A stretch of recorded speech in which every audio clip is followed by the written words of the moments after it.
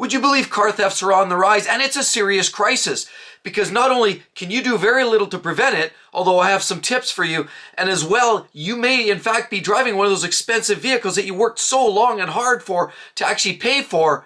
The worst part is if your vehicle gets stolen, and there's a high probability, particularly if you're living in big centers, for example, like Toronto, you know, the center of the universe, a lot of big cities like Portland, Seattle, San Francisco, as well as San Diego are some hot spots, New York as well, and there's spots across the globe.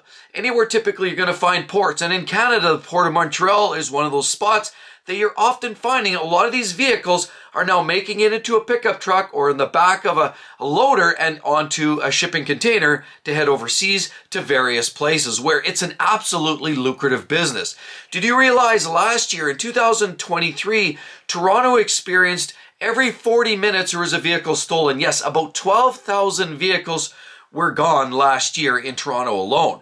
But this is going across the nation, US, Canada. We'll talk about some of those key high-risk vehicles, but regardless of what vehicle you're driving, it's very painful to walk outside and see your vehicle gone. I've been on the receiving end of having vehicles broken into, stolen, and it's a very tragic and traumatic experience. Again, the worst part is at the tail end of this, insurance ends up going up.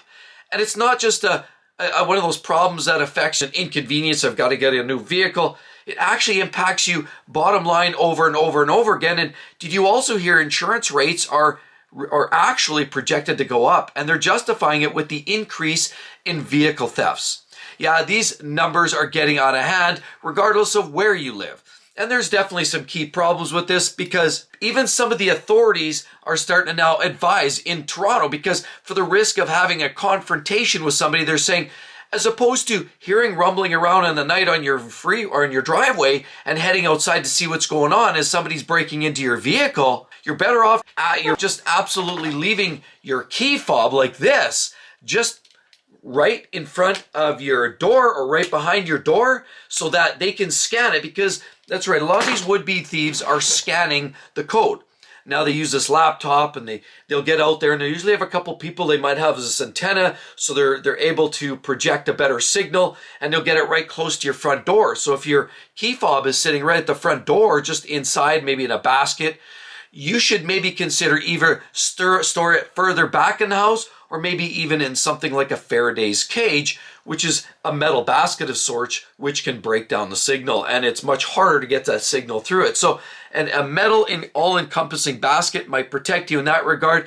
But there's absolutely authorities suggesting leaving your key fob at the front door as opposed to you having a confrontation with somebody or a would-be criminal, and they'd almost just rather them steal the vehicle. As a matter of fact, there's a case in Ontario where a person had his vehicle stolen once, twice.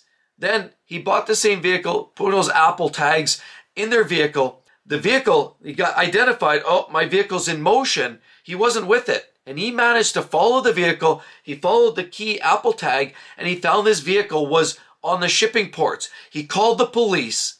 The police said, we can't do anything about this. And allegedly, they basically threw their hands up. Now, it sounds like a jurisdictional challenge where, you know, the police can't enforce. Now you're into a different jurisdiction as soon as you cross that port line. And it seems to be a challenge with the legalities of police overstepping. You can't necessarily get a Toronto City police officer to go and start inspecting these shipping containers. And so there's been big challenges with absolutely trying to retrieve these vehicles. And the worst part is this person, no, he literally tracked it right down. There's a shipping container and my car's right in there. But they could not do anything about it and off it went. Now, this is especially frustrating for owners of these vehicles. Very frustrating for authorities, the police, governing bodies that know that there's these gaps and these issues. And Canada represents one of those areas that's extremely a hotspot by would-be organized criminals that know that there's gaps there and they know how to take advantage of this. But this isn't Canada. This is US Canada. This is going on all over the place. It's not uncommon if blink your eye and you find your Lexus RX down in Mexico somewhere in 2 days because that's one of the most commonly stolen vehicles. As well as the Honda CR-V, which you believe in Canada is #1 most sought after vehicle and most stolen in Canada. And so in Canada, the second spot goes to Dodge Ram 1500. We're talking about a 2022. And number third spot is the Ford F-150. Should be a no surprise. And GMs, of course, you know, are on the list as well. But there's a host of other vehicles that are always a high potential of risk for getting stolen. And those, for example, the Lexus RX, which we spoke of already. I personally know somebody that told me that they had their Lexus RX stolen. When they got their insurance money, they just decided to go and upgrade and bought the TX instead. But that's besides the point. The Toyota Highlander, the Honda Civic, the Jeep Grand Cherokee, as well as the Range Rovers are highly sought after vehicles for hitting the shipping containers. So Chevy GMC half-ton pickup trucks as well are number 9 slot. And in Canada, the Jeep Wrangler rounds up number 10 for vehicles that are highly sought after. And a large number of them are actually stolen. And unfortunately, if you own any one of those, there's a high probability that your insurance rates are going to be a little bit higher because insurance companies run statistics. They're all about the numbers and they know these vehicles are a big target for potential thieves or would-be thieves. Now in the United States, according to NICB stats, the Honda Civic for 3 years in a row has garnered number 1 slot for the most popular vehicle by thieves to run away with. But also very popular selections in the United States, Ford, Chevy, or GM, and of course Dodge Ram vehicles are round up the top, and even the mid-size trucks like the Tacoma and the Canyons, Colorados, as well as the Nissan Titans are up there for vehicles that are highly sought after. Ford Exploders, they're also popular vehicles for would-be thieves in the SUV market, and again, we can't help but mention the Lexus RX model specifically. Now, we also know that other vehicles that are always on the radar have been Kias and Hyundais. We know their security systems have been a little bit defunct and a little bit deficient, and they've made the radar of being particularly easy to steal. They haven't had their integrated security systems, and now in the last year or two, they've taken action. So you're likely going to be in a better spot now. But if you're talking about a 3 or 4 or 5-year-old Hyundai or Kia, there's a good possibility that that vehicle is high up on the list of selected by those would-be thieves. So what is the key motivators? Well, there's 3 key reasons. Number 1 are joyrides. A lot of people just like to get in. There's a car with keys in it, and it's running, and there's some kid there. He's underage. He feels like, hey, there's a lower risk. Even if I get caught, it's no big deal. He jumps in, joyrides it, does some donuts, hits a tree, boom, runs away, leaves the car somewhere in a ditch. Unfortunately, that is one of the situations.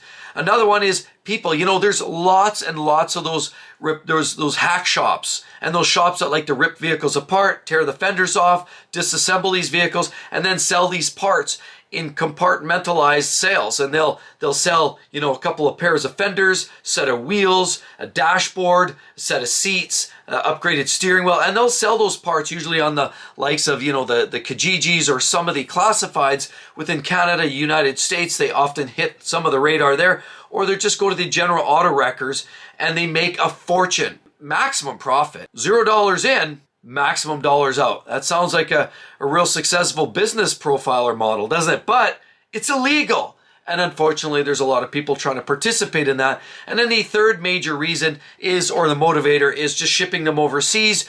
They're scratching off VINs and then reselling them overseas somewhere, you know, maybe Africa or somewhere, you know, in different parts of Eastern Europe. They make their way across the globe. And unfortunately, the people that lost their vehicle are unfortunately in a world of hurt. Both the inconvenience, you know, that usually there's a bit of a dollar amount they have to put down to make the claim on insurance.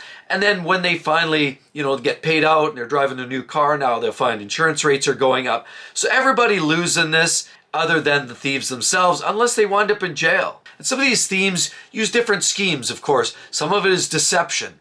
Dazzle you with the nonsense. Other ones may be tech overrides, as I already mentioned. You know, when they got the key fob, they're able to utilize that key fob and their own their electronics to be able to read it and then do a remote, hey, open door and start vehicle. Because everything nowadays is with key fob and it's push button start. You don't even need a key most of the time. And unfortunately, while that helps on the security front in some regards, once you hack it, you're in. And now there are certain devices that can help.